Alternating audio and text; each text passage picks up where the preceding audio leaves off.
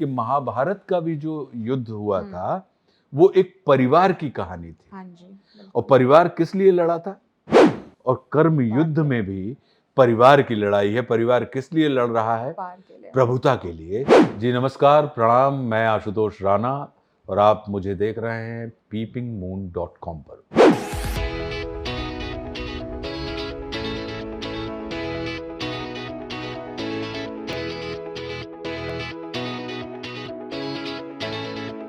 Hello everyone, welcome to peepingmoon.com. I'm Rashita Sahani and today joining me for a super interesting conversation is the man himself, Ashutosh Rana, who's all set to impress us all with Karm Yudh. Hi sir, कैसे हैं आप? मैं बहुत अच्छा हूँ रशिता, आप कैसी हैं? बिल्कुल ठीक। सर, कर्म युद्ध की अगर बात करें, जब मैंने उसका टीज़र और फर्स्ट प्रोमो देखा था, मेरे दिमाग में आया कि it's about power, it's about strength, और जितने भी कैरेक्टर्स अभी तक दिखे हैं काफ़ी पावरफुल तरीके से उनको दिखाया गया है। अ, आजकल ये कहा जा रहा है कि अगर आपकी राइटिंग अच्छी हो किसी भी शो या किसी भी फ़िल्म की, तो वो अपने आप ही बहुत अच्छे से वेल एक्सेप्टेड होता है। आप बताइए कर्म युद्ध के बारे में कि आपको जब ऑफ़र किया गया था, what was that one thing या ब्लेंड ऑफ सेवरल थिंग्स जिसकी वजह से आपने हाँ देखिए, कहा? इसका प्लॉट बहुत अच्छा है। इसकी जैसा कि आपने कहा कि किसी भी कहानी को अच्छा होने के लिए कहानी की रीढ़ होती है, वो होता है उसका लेखन। तो उस कहानी का प्लॉट बहुत अच्छा है, कहानी का स्क्रीन प्ले बहुत अच्छा है, कहानी के संवाद बहुत अच्छे हैं। सबसे अच्छी बात है कि इन सारी चीज़ों को जो अपने आप में बड़ी श्रेष्ठ हैं, क्योंकि बहुत अरसे के बाद आपको इसके संवाद में हुँ, अक्सर क्या होता है कि डायलॉग्स में आपको विज़न नहीं मिलता, फ़िलॉसफ़ी नहीं मिलती। लेकिन आपको कर्मयुद्ध के संवादों में, डायलॉग में एक नज़रिया भी मिलेगा, एक दृष्टि भी मिलेगी, एक फ़िलॉसफ़ी भी मिलेगी।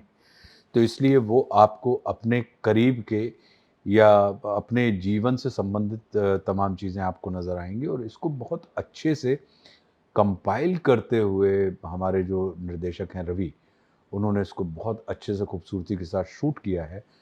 और चूँकि कहानी जब अच्छी है, निर्देशक अच्छा है, इसकी सिनेमेटोग्राफ़ी और इसका जो कैनवास है वो बहुत बड़ा है, विस्तृत है, क्योंकि पावर स्ट्रगल है। तो जब सत्ता का संघर्ष होता है और वो भी जब परिवार के अंदर हो, तो अपने आप में वो इतना रोचक हो जाता है कि इसमें आपको इमोशन भी है, एक्शन भी है, सस्पेंस भी है, थ्रिल भी है, ड्रामा भी है। वो सारी की सारी चीज़ें इसके अंदर मौजूद हैं। और फिर उन्होंने जो एंटायर कास्ट है हमारी, तो एक्टर्स ने बहुत मन लगा के इसमें अपनी-अपनी क्षमता के हिसाब से काम किया है। तो जब ये पूरा का पूरा एक पैकेज है, हाँ जी। जब किसी अच्छे शो का होता है और फिर चूँकि इसका जितना बड़ा कैनवास है, तो उसको उतने ही बड़े प्लेटफ़ॉर्म की दरकार होती है, आवश्यकता होती है। तो मुझे लगता है कि डिज़नी हॉटस्टार आज की तारीख में एक इस कर्म युद्ध के लिए हाँ जी। सबसे ज़्यादा अनुकूल और माकूल प्लेटफ़ॉर्म था, जो उसके ऊपर आ रहा है। तो मुझे लगता है कि बहुत सारी चीज़ें हैं, जो अपने आप में बड़ी रोचक होती चली गई और आनंददायक होती चली गई।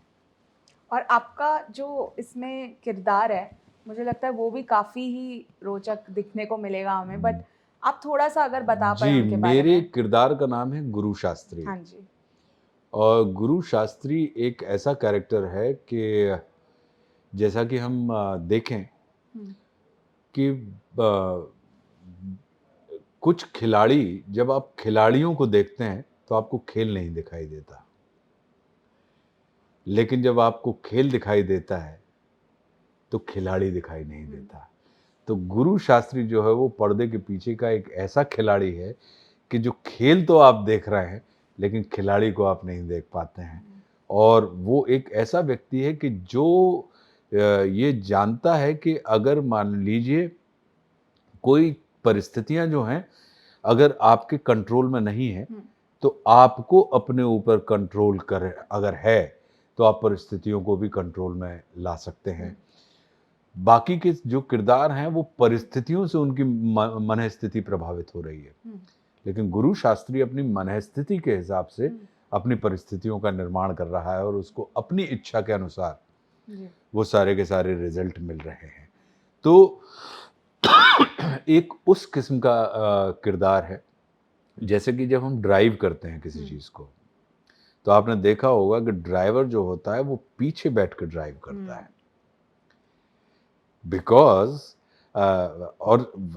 अगर आपका जो व्हीकल है, उसमें गति जितनी तेज़ी से आप भगाएँ, लेकिन ड्राइवर को स्टेडी रहना पड़ता है, उसको स्थिर रहना पड़ता है। तो वो उस चीज़ में विश्वास करने वाला व्यक्ति है गुरु शास्त्री, और उस किस्म का किरदार है कि आप व्हीकल को गति दीजिए, लेकिन खुद आप स्थिर रहिए। वो दौड़ेगा, आपको नहीं दौड़ना है। तो उसके लिए, क्योंकि इसके अंदर जब पावर स्ट्रगल होता है, तो इसमें धन बल की लड़ाई है, इसमें ज्ञान बल की लड़ाई है, इसमें बाहुबल की लड़ाई है, इसमें जनबल की लड़ाई है। वो सारी की सारी चीज़ें आपको इसके अंदर कर्म युद्ध के अंदर नज़र आएँगी।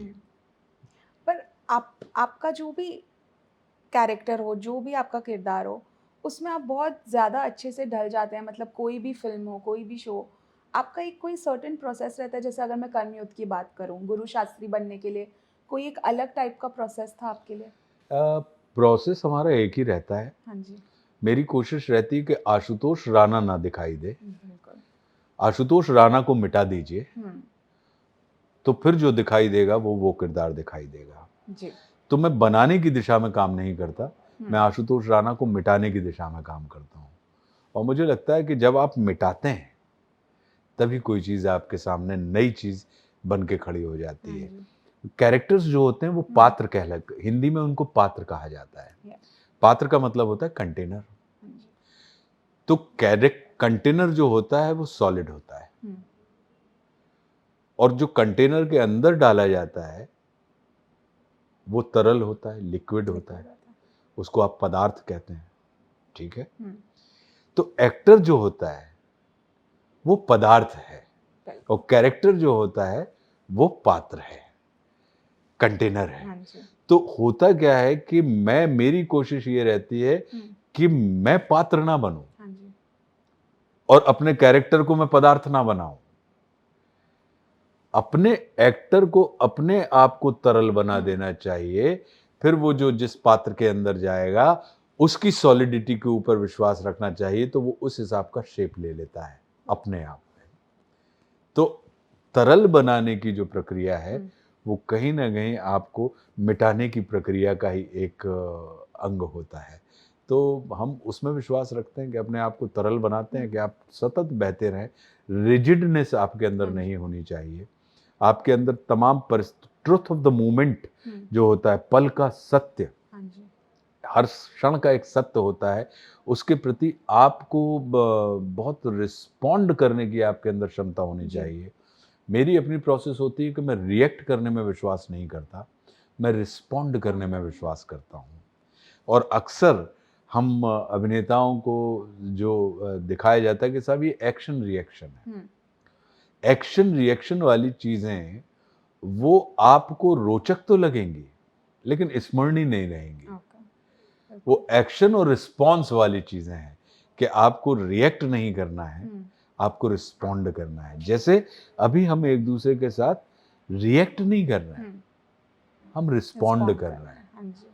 तो जब भी कभी रिस्पॉन्ड होगी कोई चीज़, तो फिर वो आपके सिर्फ आंखों में नहीं रहेगी, फिर वो आपकी आंखों को सुख नहीं देगी, वो सिर्फ आपके कान को सुख नहीं देगी, फिर वो आपके चित्त को सुख देगी, और आपके मन मस्तिष्क में उसकी एक याद, एक स्मृति आपकी बनी रहेगी। तो मेरी पूरी कोशिश यही रहती है कि अपने आप को मिटा दूं और रिएक्ट करने की जगह मैं रिस्पॉन्ड करूं। बिल्कुल। वेब स्पेस के ऑफ कोर्स माध्यम से काफ़ी नए शोज़ और नए प्रोजेक्ट्स, नई फ़िल्म्स हमें देखने को मिल रही है। बहुत वैरायटी है और कंटेंट काफ़ी हाई है सारी ही चीज़ों का। अगर मैं कर्मयुद्ध की भी बात करूँ या जितने भी आजकल न्यू प्रोजेक्ट्स आ रहे हैं, सब में कुछ ना कुछ इंटरेस्टिंग होता है और सबकी एक सेट ऑडियंस होती है। आप एज़ एन एक्टर जो इतने सालों से काम करते हुए आ रहे हैं, जिन्होंने इतनी सारी अच्छी मूवीज़ हमें दी हैं, इतनी सारी अच्छे प्रोजेक्ट्स दिए हैं, आप वेब स्पेस को कैसे देखते हैं? स्पेशली कर्मयुद्ध को हॉटस्टार पे कैसे देखते हैं? मेरा इसमें आपने 2 सवाल किए हैं। जी। आपने एक तो वेब स्पेस की हाँ बात जी, की हाँ है, जी। तो प्लेटफ़ॉर्म को प्लेटफ़ॉर्म ही रहने देना चाहिए हमें। ओके। जैसे फ़िल्म एक हाँ, प्लेटफ़ॉर्म है, बिल्कुल। टीवी एक प्लेटफॉर्म है, यूट्यूब एक प्लेटफॉर्म है, हम्म, ऐसे ही ओटीटी, वेब स्पेस एक प्लेटफॉर्म है। अब प्लेटफॉर्म का काम है कि जो भी आपके पास विषय वस्तु आ रही हाँ है, जी, उस विषय वस्तु को डिलीवर कर देना। जी, किस तक? दर्शक दर्शक। तक। अब चूंकि वो प्लेटफॉर्म इतना सर्वसुलभ है और वो आपकी इच्छा से चलता है, आपकी इच्छा से आपको किसी फिल्म के लिए जब आप जाते हैं थिएटर से, तो आपको अपना टाइम मैनेजमेंट थिएटर के हिसाब से। टाइमिंग के हिसाब से करना पड़ता है। टीवी शो जब आप देखते हैं तो आपको अपना टाइम मैनेजमेंट टीवी शो के टाइम मैनेजमेंट के हिसाब से करना पड़ता है। लेकिन जब आप वेब सीरीज की या वेब स्पेस की बात करते हैं, तो वो आप जब चाहे उसको पॉज कर दें, जब चाहे उसको प्ले कर दें, आप उसको ट्रैवलिंग के दौरान देख लें, आप बस में जा रहे हैं तब देख लें, आप उसको टॉयलेट में बैठ के देखना बिल्कुल। चाहते हैं, आप टॉयलेट में बैठ के देख लें, आप 10 दोस्तों के बीच में बैठे हैं और आपको लगा है कि आपने ईयरफोन, ईयरपॉड लगाए हुए हैं अपने और अपनी कोई एक सीरीज आप देखना चाह रहे हो, बीच-बीच में अपने दोस्तों से कह रहे हैं, हाँ, हाँ, नहीं, दैट इज़ वेरी गुड, और फिर आप लगे हुए हैं। तो वो जी। कहने का अर्थ ये है, आप अपने दफ्तर में अगर आप बोर हो रहे हैं, हालाँकि दफ्तरों में बोर नहीं होना हाँ चाहिए, जी। आप काम करने के लिए हाँ। जाते हैं, लेकिन अगर पता लगा कि आपको लगा कि नहीं, तो आप उसमें देख सकते हैं। तो कहने का अर्थ ये है कि 3/6 में स्क्रीन पर आपकी पूरी दुनिया सिमट के आ गई है। और दूसरी चीज़, पूरे विश्व का कंटेंट आपको उस पे देखने के लिए मिल जाएगा। तो जब इतनी सुविधा हो, तो मुझे लगता है कि जहाँ इतनी सारी सुविधाएँ होती हैं कि आपको अब सिर्फ़ अकेला ऐसा नहीं है, अब भारत के किसी ग्रामीण इलाके में रहने वाला व्यक्ति अमेरिका में बनने वाली फ़िल्म को भी देख सकता है। बिल्कुल, हाँ जी। उसको ग्लोबली अमेरिका जाने की ज़रूरत ज़रूरत नहीं है, नहीं है। उसको मुंबई जाने की ज़रूरत नहीं है। जहाँ पे हम लोग जब बड़े हुए, तो फ़िल्में जब रिलीज़ होती थी, तो नई फ़िल्म हमारे यहाँ गाडरवारा में, जो अच्छा, मेरा गाँव हाँ है, जी। शहर है जो मेरा, तो हमारे कस्बे में पता लगा 6 महीने बाद आती थी बाप रे! नई फ़िल्म। तो अब क्या है कि इधर आपने और फिर अंग्रेज़ी फ़िल्में तो हाँ जी। भूल ही जाइए आप कि वो आपको कब देखने मिलेंगी। कि अगर मान लीजिए आपने क्योंकि वो तो कुछ मेट्रोपॉलिटन्स में ही लगा हाँ जी। करती थी। अब क्या है कि अब अगर कोई अमेरिकन फ़िल्म बन रही है, अब अगर कोई डच फ़िल्म बन रही है, कोरियन फ़िल्म बन रही है, चाइनीज़ फ़िल्म बन रही है, अगर कोई फ्रेंच फ़िल्म बन रही है, अगर कोई ब्रिटिश फ़िल्म बन रही है, तो अब भारतवर्ष के किसी ग्रामीण अंचल में बैठा हुआ व्यक्ति भी जिसके पास ओटीटी का हाँ जी। सब्सक्रिप्शन है, हाँ, वो भी देख सकता है और विभिन्न भाषाओं में उसका ट्रांसलेशन आपको मिल जाएगा। बिल्कुल। तो ये एक सुविधा आपको हो गई है। दूसरी चीज़, जो कर्म युद्ध की हम बात कर रहे थे, वो ये है कि लोग क्लास और मास में चीज़ों को बाँध देते हैं। हाँ जी, बिल्कुल। मेरा ये मानना है कि जो चीज़ अच्छी होती है, वो क्लासेस को भी आनंद देती है और बिल्कुल, मासेस मासेस को को भी भी। आनंद देती है। जब क्लास और मास के बीच में हमें डिफ़रेंस करना पड़ जाए, तो हमें ये समझना चाहिए कि कहीं न कहीं वो उसकी वो उसके अंदर वो पूरा रस नहीं है, हाँ जी।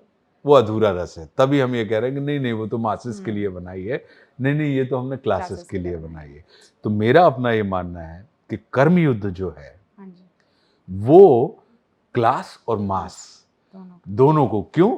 क्योंकि वो इमोशन की बात कर हाँ रहा जी, है, वो एक्शन की बात कर रहा है, वो सस्पेंस भी है, उसमें थ्रिल भी है।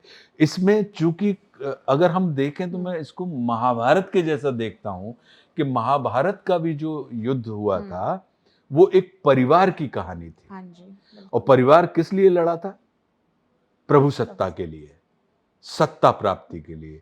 और कर्म पार युद्ध के में लिए, भी परिवार की लड़ाई है। परिवार किस लिए लड़ रहा है? पार के लिए। प्रभुता के लिए, पावर के लिए। तो चूँकि वहाँ पे अपन देखते हैं तो वो एक धर्म क्षेत्र था, हाँ, हाँ जी, वो धर्म युद्ध माना जाता है बिल्कुल। और ये कर्म युद्ध के रूप में आपके और हमारे सामने आ रहा है। तो मैं इसमें कई किस्म की चीज़ें मैं देखता जी, हूँ, क्योंकि हम और आप सब कहानियाँ सुन के, हाँ जी, पढ़ के बड़े बड़े हुए हुए हैं। हैं। ट्रू। तो कहीं न कहीं बैक ऑफ द माइंड हमारे वो कहानियाँ काम करती हैं, और जब भी कभी हमारे अतीत की किसी कहानी के साथ हमें किसी किस्म की सिमिलैरिटी हाँ देखने जी, मिलती है, तो फिर वो हमारे चित्त को कहीं न कहीं सुख प्रदान करती है। Definitely. On that note, thank you so much for joining us sir. बहुत अच्छा लगा आपसे बात करके, एंड कर्मयुद्ध आई एम श्योर काफ़ी लोगों को पसंद आने वाला है जिस हिसाब से बनाया गया है, जी, एंड काफ़ी इंटरेस्टिंग लगा आपसे बात करके, सो थैंक यू। बहुत-बहुत धन्यवाद।